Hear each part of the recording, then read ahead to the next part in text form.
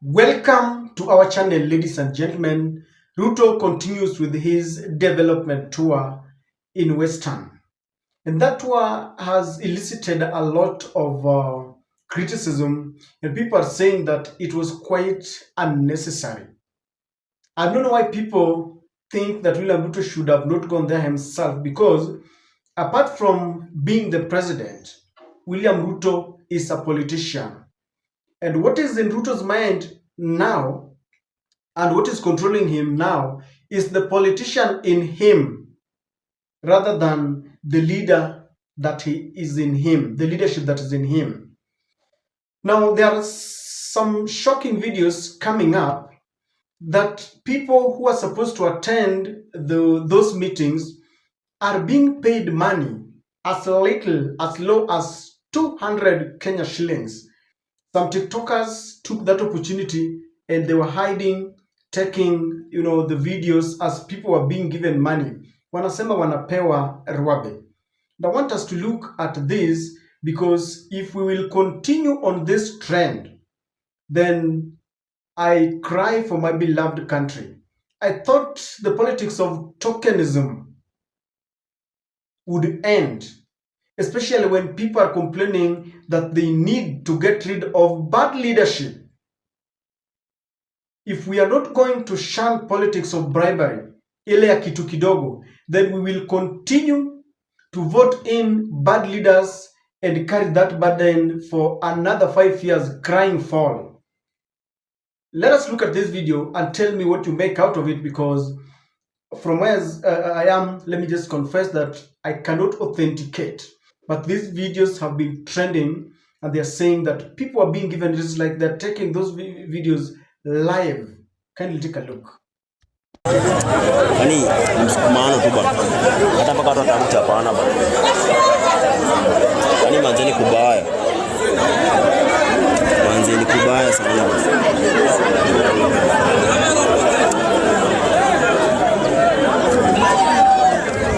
Tap the screen, tap the screen. Tap the screen, please. Tumeni hata karosa hapo hivi. Hata ka start. Masale msipite bure. Sikeni ka kitu. Unaona venye kunaenda. Unaona venye watu wanavurukana. Hata ni kila mtu anashika tu makoti, mashati. Lazima ukwe rata.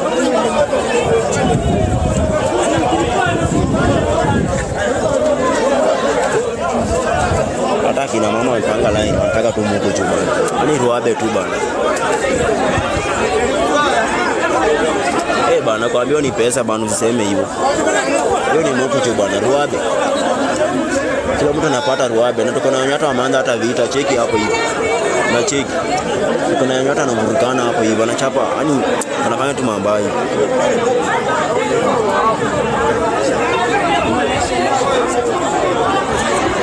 Manzeni kubaya bana. Manzeni kubaya na kuambia uko bana. Ati ya mama anapewa punch bana, ati punch. Now that tour was supposed to be a development tour. When you are going to a particular place and you are taking goodies, then people love goodies. Why would you give them money to attend your rally? And as I said, those are videos that have been taken by a third party. I was there myself. Why would you give people money to attend your rally? Is William Ruto afraid of the dwindling popularity? Is he so much concerned about the numbers in the rally? What exactly is happening? Because while he was there, the leaders there, like Atwoli, told him, we will continue supporting you. Of course, that rally was full of politicking. He took his time attacking Rigathi Gachagua, telling him that you're a tribal leader. And he even sent Musalia Mudavadi, who was telling Rigathi Gachagua, wewe ulishatolewa na utasimama tena. So there was more politics, if you ask me, than development. And people have really criticized the manner in which William Ruto was managing that tour. Perhaps that is not the only thing that people picked up. People are saying that William Ruto needed not to be there himself. He should have sent the PS or a CS in that ministry to represent him. And that's why I told you that there is the leadership brain in him, and there is that politics, the part that controls politics in him. And as you can see, William Ruto is much more of a politician, even in that tour, than he is a leader. I want you to look at the vehicles, because some people are so much concerned that if these are the fleet of vehicles that William Ruto carried with him to Kakamega, fuel guzzlers, then are we saving as a country? Kindly take a look.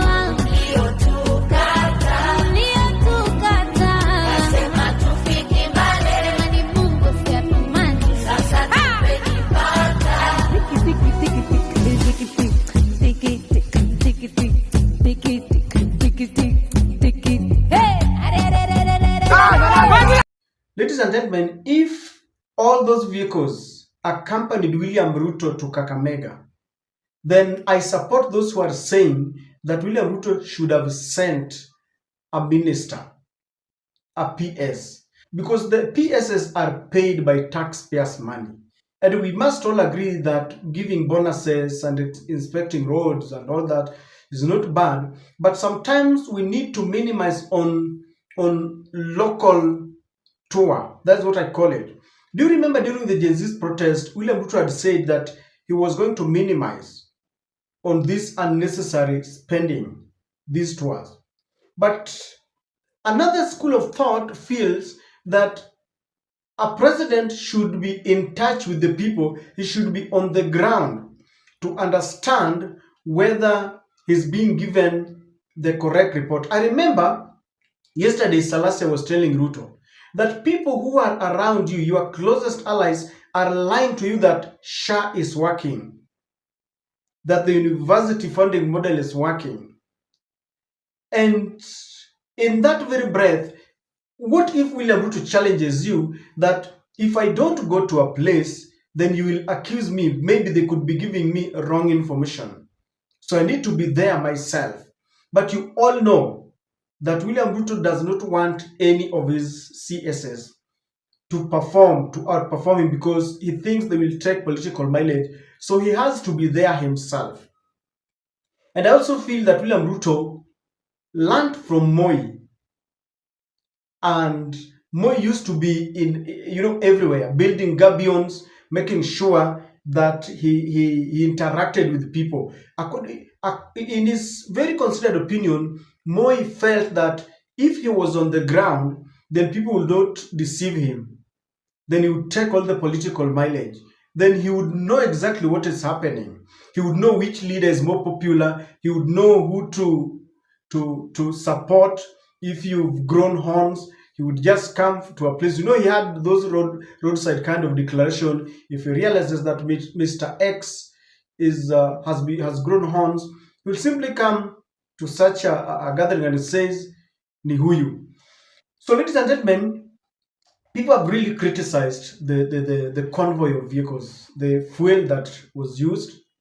If each and every vehicle, of course, had a driver and the occupants of the vehicle would be more than 3 or 4, and all of them are using taxpayers' money, then sometimes I agree with you that that was very unnecessary. If all those are government officials, I think we need to rethink on how to minimize our expenditure, because Kenya is grappling with some economic challenges that The Controller of Budget has said so. The Auditor General has said so. That there is a lot of wastage, extravagance in the country. Sometimes I feel that we are co-authors of our own misfortunes because we need to take a position to be very deliberate to change some patterns in this country. Why must you accept or subject yourself to be bribed? Even in the Kenyan constitution, someone who is giving out bribes and the person receiving the bribe are both convicted. So if the video that I saw there is true, if those people lined up because they wanted some 200 shillings, then we are headed to a wrong direction come 2027. You know what will happen? That the political class, be it at the MCA level, the county assembly level, your ward level, or the constituency level, or at the county level, or at the national level, they will steal the taxpayers' money, knowing very well that tuko na njaa.